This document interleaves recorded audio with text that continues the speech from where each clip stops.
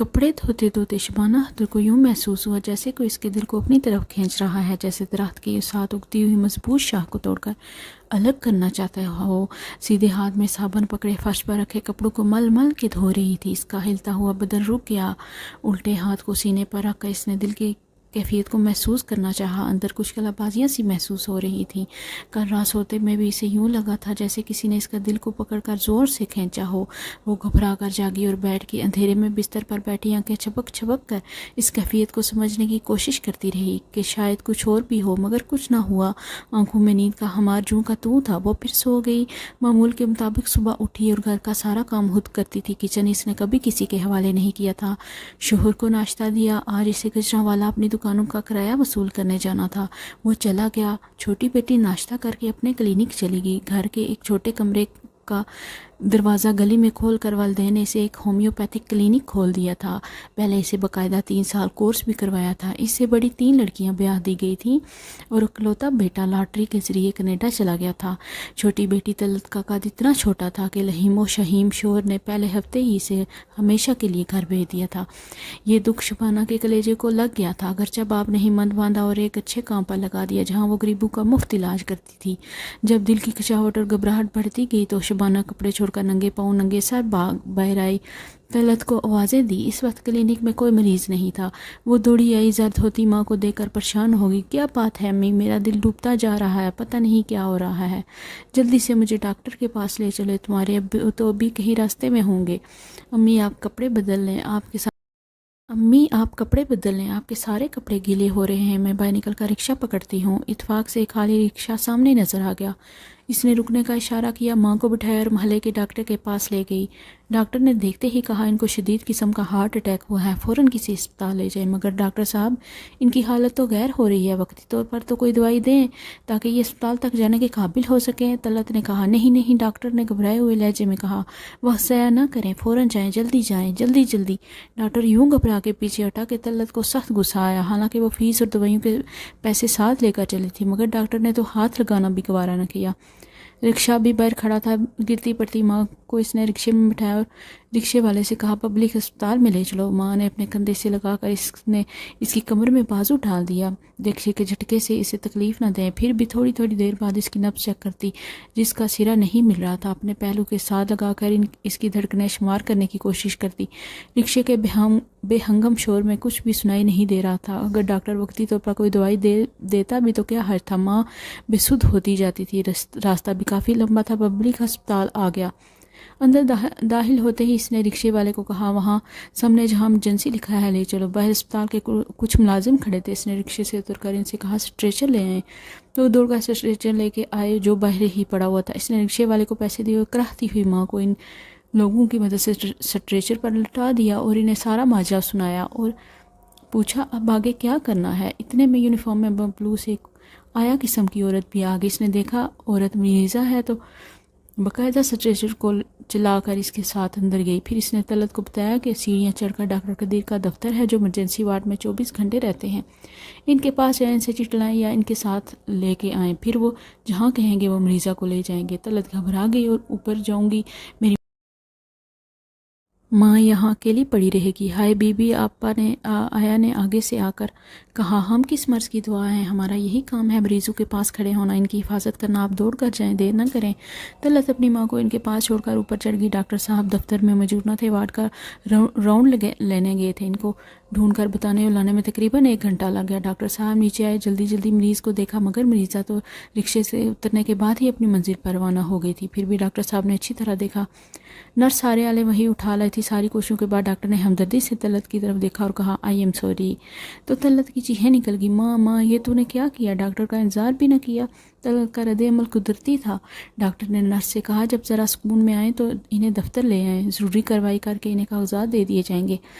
تھوڑی سی چیز چلا کر طلعت نے پرس سے اپنا موبائل نکالا تاکہ باپ کو اطلاع دے، مگر ان کا نمبر ابھی تک بند مل رہا تھا۔ نرس اسے ساتھ لے گئی، کاغذات بنا کر دیے اور ایمبولینس پر میت لے جانے کی اجازت بھی لکھ دے دی۔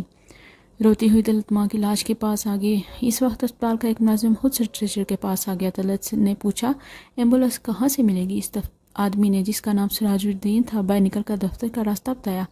کہ پرمٹ وہاں دکھا دیں، ایمبولینس صاحب کے ساتھ ہی جائے گی، مگر میری امی یہاں پر اکیلی پڑی رہیں گی۔ اس نے روتے ہوئے کہا۔ ہائے بی بی جی، ہم کس مرض کی دعا ہیں؟ آیا نے پھر اسی انداز میں کہا۔ ہم یہاں آپ کی خدمت کے لیے کھڑے ہیں جی، آپ جائیں، جلدی جلدی جانے کا بندوبست کریں۔ جب وہ ایمبولینس کے دفتر کی طرف جا رہی تھی، اس کے والد کا فون آ گیا۔ وہ ابھی گجرانوالہ پہنچے ہی تھے۔ اس نے رو رو کر ساری بابت اپنے والد کو سنا دی۔ اس نے کہا وہ بھی اسی بس سے واپس آ رہا ہے، اس کے آنے تک حوصلے کے سارے کام کرے۔ طلعت کے جاتے ہی آپا حنیفہ بیگم نے لاش کے اوپر پڑی ہوئی چادر اس طرح ہٹائی کہ اس کے چہرے اور کلائیوں کا جائزہ لے لیا۔ پھر کوئی بات سرگوشی کے انداز میں سراج الدین کے کان میں کہی۔ سراج الدین باہر نکل کر ایمبولینس کے دفتر کی جانب منہ کر کے کھڑا ہو گیا۔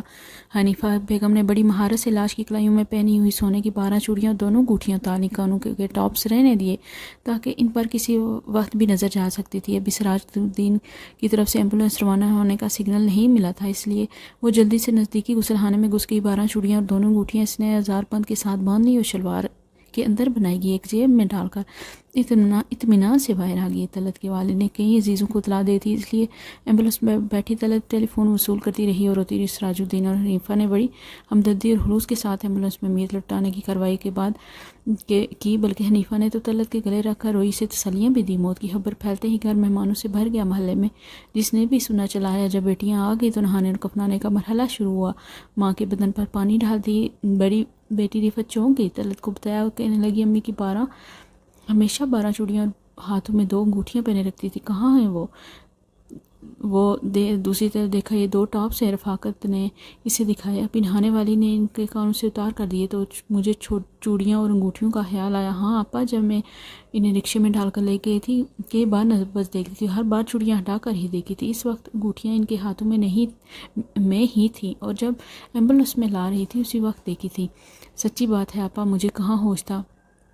طلعت پھر زور زور سے رونے لگی۔ میں اکیلی تھی، کوئی بڑا پاس نہیں تھا، بھاگتی ادھر جاتی اس پر فون آنے لگے، اور کون تھا میت کے پاس؟ ہاں، اس نے دوپٹے آنکھوں سے صاف کیا۔ اسپتال میں ایک آیا تھی، وہاں صفائی کا کام کر رہی تھی اور ایک مددگار تھا۔ طلعت نے ساری تفصیل بہن کو بتائی۔ مزید باتیں کرنے کا وقت نہیں تھا، اس مرحلے ہر کام کا وقت کا متعین ہوتا ہے، مگر یہ ذرا سی تشویش بڑی خسر پھسر سارے گھر میں پھیل گئی۔ ہائے ہائے، اسپتال میں کسی نے میت کی چوڑیاں اتاری ہیں، توبہ توبہ، استغفر اللہ۔ سوئم کے بعد دونوں بہنیں رفاقت اور طلعت ہسپتال چلی گئی۔ اس طرح رکشے میں بیٹھ کر سامنے 2-3 ملازم کھڑے تھے۔ طلعت بہن کو لے کر اس طرف بڑی، سب کو غور سے دیکھا۔ ان میں سراج الدین کو پہچان کے ان کو معلوم ہے پرسوں میں اپنی امی جان کو لے کر آئی تھی، یہاں آتے ہی فوت ہو گئی تھی۔ بی بی جی، یہاں روزانہ سینکڑوں مریض آتے ہیں، کچھ فوت ہو جاتے ہیں، آپ کس کس کو یاد رکھیں؟ بھئی تمہارے ساتھ ایک عورت بھی کھڑی تھی یہاں، تم دونوں نے میری بڑی مدد کی تھی۔ بی بی، ہاں، ہمارا کام خدمت کرنا ہے، جو بھی آتا ہے ہم اس کی بڑھ چڑھ کر خدمت کرتے ہیں۔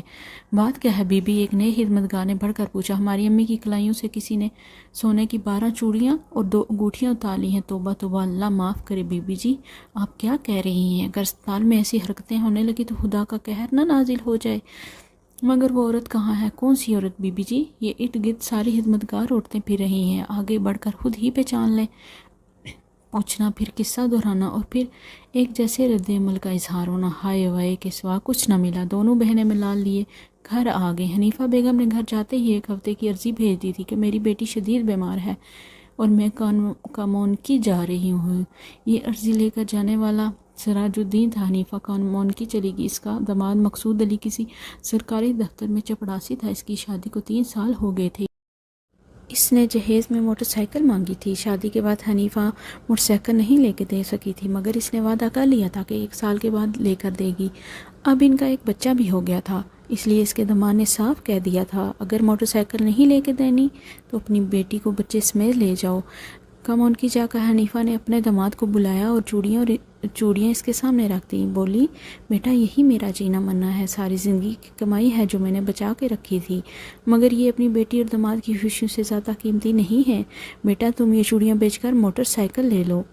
اماں تو کتنی چلاک ہے، تو نے شادی پر یہ چوڑیاں مجھے کیوں نہیں دیں؟ اسی دن کے لیے رکھ چھوڑی تھیں، اب بھی تجھے نہیں اپنے داماد کو دے رہی ہوں۔ اس نے بیٹی کے ہاتھ سے چوڑیاں چھین لی، وہ بار بار پہن کر دیکھ رہی تھی اور داماد کی گود میں رکھ دی۔ حنیفہ کے جانے کے بعد بیٹی اور داماد سوچ میں پڑ گئے۔ داماد نے تو سونے کی تازہ قیمت بھی پوچھا تھا، چنانچہ طے ہوا صرف 4 چوڑیاں بیچ کر موٹر سائیکل خرید لی جائے اور باقی چوڑیاں کسی کڑے وقت کے لیے سنبھال کے رکھ لی جائیں۔ جس پر جس دن مقصود علی نئی موٹر سائیکل خرید کر لایا تو بیوی نے منتیں کر کے باقی کی 8 چوڑیاں کلائی میں کچھ روز پہننے کے لیے اجازت مانگ لی۔ دن میں حنیفہ واپس آئی، اسپتال اپنی ڈیوٹی پر آ گئی۔ فرصت ملتے ہی سراج الدین اور حنیفہ ایک درخت کے سائے میں آ کر بیٹھ گئے۔ کوئی آیا تھا؟ حنیفہ نے سرگوشی میں پوچھا۔ ہاں، تیسرے دن ہی 2 بیٹیاں آ گئی تھیں، تیرا پوچھ رہی تھیں۔ پھر انہوں نے بڑا شور مچایا، ایک سے پوچھا۔ ڈاکٹر صاحب کے کمرے میں بھی گئی تھی۔ پھر کیا ہونا تھا؟ میں تو صاف مکر گیا، میں نے ابھی کچھ دیکھا ہی نہیں ہو۔ اب میرا پوچھا تھا انہوں نے؟ ہاں، جس کے ساتھ تو گلے لگ کے رو رہی تھی نا، اس نے بار بار پوچھا تھا۔ تو نے کیا کہا؟ میں نے کہا آپ کے ارد گرد اتنی میاں گھوم پھر رہی ہیں، پہچان کر پوچھ لو۔ مجھے کیا پتا اس دن کون آیا ہے، کون گیا ہے، کون میرے ساتھ تھا؟ سراج اور حنیفہ کہہ لگا کے ہنسنے لگے۔ اچھا اب مستی مت کر، نکال میرا حصہ۔ سراج سچ بات بتاؤں، تجھے پتہ ہے نا میں ہزار بند کے ساتھ باندھ کر چوڑیاں لٹکائی تھی، مگر گرا ذرا ڈھیلی لگی۔ جب میں جا رہی تھی تو مجھے پتہ ہی نہیں چلا ہے کہ کر کے چوڑیاں بس کے اندر ہی گر گئیں۔ وہ تو جب ایک مسافر نے ایک چوڑی اٹھا کر شور مچایا تب مجھے پتہ چلا۔ تو بکواس کرتی ہے، سراج الدین چلایا۔ تیری نیت بدل گئی ہے، تو کمینی ہو گئی ہے، کم ذات بے غیرت، میں تجھے ابھی پکڑواتا ہوں۔ حنیفہ نے جیب سے 2 انگوٹھیاں نکال کر ہتھیلی پر رکھی اور بول، تو یہ لے قسم سے یہی بچی ہیں، میں تیرا گلا دبا دوں گا۔ شور مچائے گا تو اپنا ہی کچھ بگاڑے گا۔ تو بھی تو اس واردات میں شامل تھا، تیرے پاس کوئی ثبوت نہیں ہے، میں تجھے ذلیل کرواؤں گا۔ سراج اپنے آپ پر قابو میں رکھ، میں بھی MS کو بتا دوں گی۔ پچھلے ہفتے جو نوجوان حادثے میں گزر گیا تھا، تو نے ایمرجنسی وارڈ میں اس کے 2.5 لاکھ کی گھڑی اسی وقت اتار لی تھی۔ وہ لوگ گھڑی ڈھونڈتے رہے، یاد ہے نا ان کا رونا دھونا؟ کمینی عورت، میں نے میں سے تجھے حصہ دیا تھا۔ کتنا دیا تھا؟ صرف 5,000 روپے۔ اور یہ چوڑیاں تو کئی لاکھ کی ہوں گی جن کے نصیبوں کی ہوں گی۔ میرے لیے تو ایک چوڑی بھی حرام ہے، اللہ کرے تیرے کفن پہ لگے۔ حنیفہ سراج کے منہ سے جھاگ نکل رہی تھی۔ اوئے بے غیرت، مردوں کے زیور اور گھڑیاں چرانے والوں کی بددعائیں نہیں لگتی۔ حنیفہ زور زور سے ہنسنے لگی۔ دیکھ سراج، ہم دونوں کا موجو لگا ہوا ہے، کبھی تو پلہ مار لیتا ہے، کبھی میرا داؤ لگ جاتا ہے۔ غصہ نہ کھا، میں نے پتہ کروایا ہے، یہ انگوٹھیاں 2 لاکھ کی ہیں۔ 1 لاکھ بھی تجھے مل جائے تو عیش کرے گا، ورنہ سراج غصے سے بنکا رہا، ورنہ گندگی میں پتھر پھینکے گا تو چھینٹے تیرے اوپر بھی آئیں گے، دونوں کا جم ایک جیسا ہوگا۔ حنیفہ سیڑھیوں پر پوچھا لگاتی نیچے آ رہی تھی۔ اس کی جیب میں پڑا فون پھڑپھڑایا، اس نے ہاتھ روک کر فون نکالا، سنا اور چیختی ہوئی باہر بھاگی۔ ٹیکسی پکڑی اور کہا کی روانہ ہوگی۔ روتی اور دعائیں مانگتی فون پر اس نے داماد کا ایکسیڈنٹ کی خبر آئی تھی۔ تفصیل کوئی بتا نہیں رہا تھا۔ اس کے گھر پہنچی تو سارا محلہ جمع تھا، اسے فوراً جائے حادثہ پر لے جایا گیا جو پولیس کے گھیرے میں تھا اور کارروائی نوٹ ہو رہی تھی۔ 1 ہفتہ قبل مقصود نے موٹر سائیکل خرید لی تھی، 8 دن باقاعدہ چلاتا رہا۔ آج پہلی بار بیوی نے کہا تھا ہمیں بھی سیر کراؤ، وہ خود تیار ہوئی، اس نے سونے کی چوڑیاں پہنی اور 1 سال کے بچے کو بھی تیار کیا۔ بیوی اور بچہ بیٹھ گئے۔ آبادی سے ذرا باہر نکلے تو موٹر سائیکل ایک ٹرک سے ٹکرا گئی، بیوی اور بچہ موقع پر فوت ہو گئے۔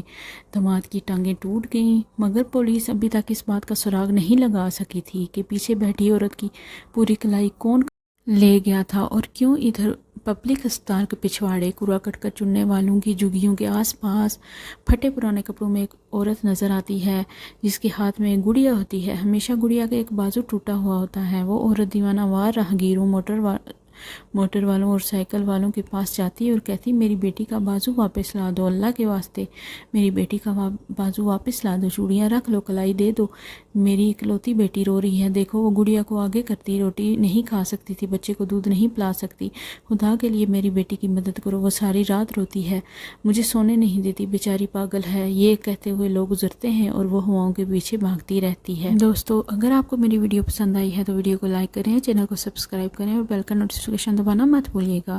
اپنا بہت سارا خیال رکھیے گا، ملتے ہیں نیکسٹ ویڈیو میں۔ اللہ حافظ۔